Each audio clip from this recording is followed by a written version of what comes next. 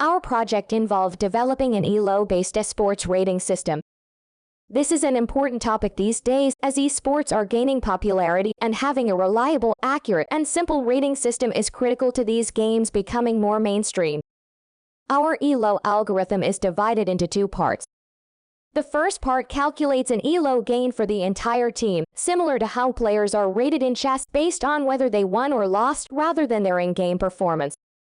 This ensures that different playing styles do not affect the ELO ratings. The difference in ELO ratings between two opposing teams demonstrates each team's hypothetical win rate. The higher the difference, the more we expect the stronger team to win and the weaker to lose. If the result is close to what we have anticipated, the rating does not change much. For example, if a strong team defeats a weak one, their score does not increase a lot. If the result is different from the expected, the rankings change more significantly, as a weak team has defeated a stronger one. The formula for calculating ELO gain and loss can be seen here. The second section takes into account the player's personal ELO and distributes the team's ELO gain based on personal performance during the match. Our algorithm considers various hidden in-game stats as a factor in victory or defeat. The higher the player's contribution to the result, the higher their personal gain or loss will be. The weight of the contribution was determined by observing top players' games and identifying correlations between certain stats and game outcomes.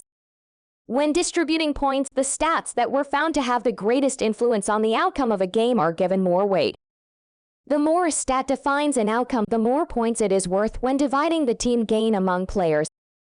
Here are some examples of statistics that have a positive, negative, or seemingly no effect on the outcome. As our time was better spent on other aspects of the project, we only implemented a more basic distribution system for the time being. One important aspect of such rating systems is the ability to verify their accuracy. One significant advantage of ELO systems is their ease of use in calculating the predicted chance of victory for any given team. It is very simple to validate the accuracy of ELO rating systems by cross-checking these predictions with real-world data. In our case, we validated with op.gg and discovered that our rankings were largely consistent with theirs. We have sampled roughly 10,000 matches of the top players and calculated their ELO rating only based on the matches. These matches contained about 38,000 individual players. The aspects of our solution that we are most proud of are how simple it is to implement in any game and how easily we can adjust the algorithm. The relative simplicity of ELO systems allows this approach to be easily adapted to other titles, and our statistical approach to rankings allows us to appreciate roles that are frequently overlooked despite being critical to victory. Based on our rating system, we have developed a state-of-the-art tournament system. When a player enters a tournament, they are assigned a tournament profile with a starting score of 1,000.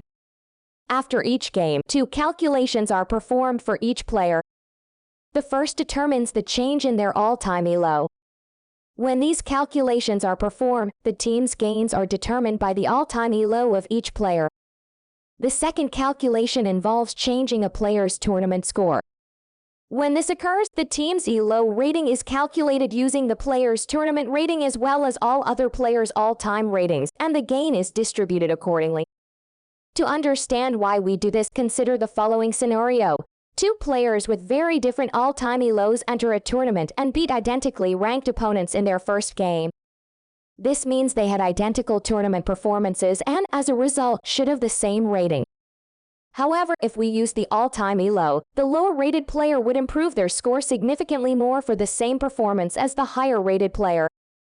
This means that a tournament profile shows the achievements of the player during the period of the tournament, but accounts for the already known ranking of players. For the time being, we have only focused on League of Legends tournaments and ELO ratings because our code is modular and can easily be modified to get data from other game IPs and run the rating system based on their stats and games. We created a website to demonstrate what this system is capable of. We added features such as leaderboard tournaments, matchmaking capabilities, the ability to view statistics in the past, and a visual representation of the data.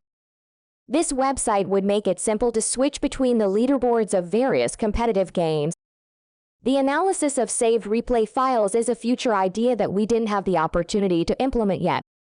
A heat map that shows where the best players spend their time on any given map was one application we consider. We could also imagine a tool that allows us to rewatch, rewind, and analyze the entirety of a match in a simplified top-down map view. This would allow teams to study the strategies of their opponents and improve their own.